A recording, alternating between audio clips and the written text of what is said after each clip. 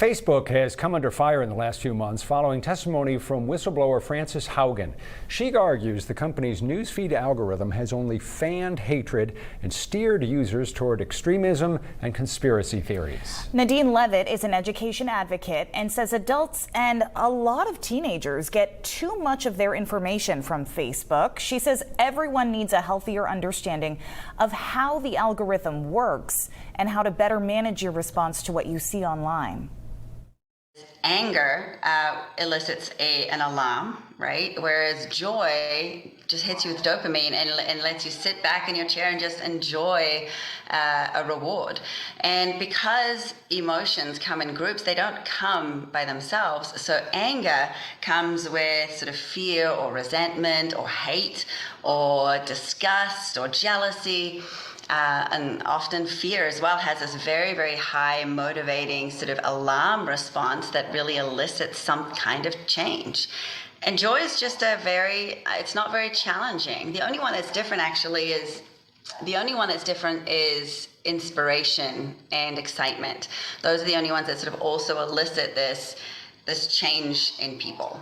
One of the points of this algorithm that have come out is that it basically continues to show content that has been deemed to force you to interact with. It's something that you have looked at in the past. How would that algorithm just kind of continue the trend of anger in people who use Facebook? Yeah, you're also with that emotion that it touches on the emotional part of your brain, right? And it brings up a memory for you. And those memories, they all have these thought patterns, right? So we're programmed as human beings to recognize patterns, and we use those patterns to try and predict the future. That's a survival instinct by human beings. Those patterns, though, are not actually based in fact. They're based on the stories that we tell ourselves. So it's, for example, it might be an actual experience that you had that you're trying to make sense of. It might be something that media started showing to you. And so the more now that you're seeing this in media, you're starting to recognize a pattern that's relevant to you. And you keep wanting to look for a validation of that pattern. And so you're really probably only focusing on certain sources or people who agree with that thing that you're thinking. So how do you get out of this pattern? Well, there's the group mentality, right? I think number one is just becoming aware of it. So that's what I love about this, that people are becoming a little bit more aware of the fact that this is something that's happening to us. We can't choose whether or not we feel an emotion, but we can choose how we respond to it. And we can choose how we relate to the thought patterns that come with those.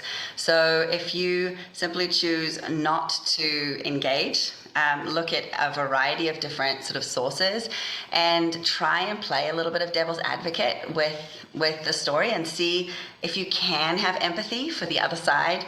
That's really a great way to get a more well-rounded view. I always tell people not to get their news from Facebook, even though we as a news organization, we post stories to Facebook.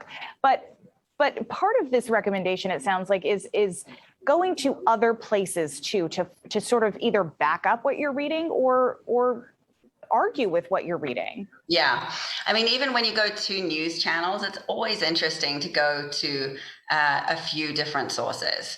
And if you're all on one side, I mean, the politicized, how political the news has become, really, whether it's Fox or CBS or CNN, they're both very extreme. And I feel like in the middle there somewhere is a ground where a lot of people are sitting and a commonality that we can find and hopefully some unity. And a lot of teenagers get their information from social media. And so should you be having a conversation with your kids? I think it's a great idea to have the conversation with your kids and sort of really give them the context.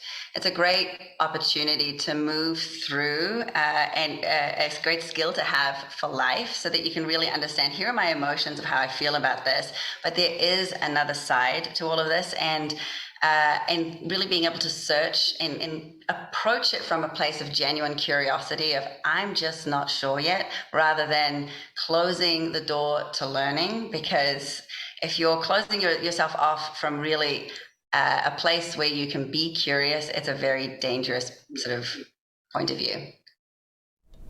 Nadine Levitt is the founder of an educational technology website. You can see more tips from her about education and speaking to your children there. We have shared a link in the 207 section of our website and News Center Maine app.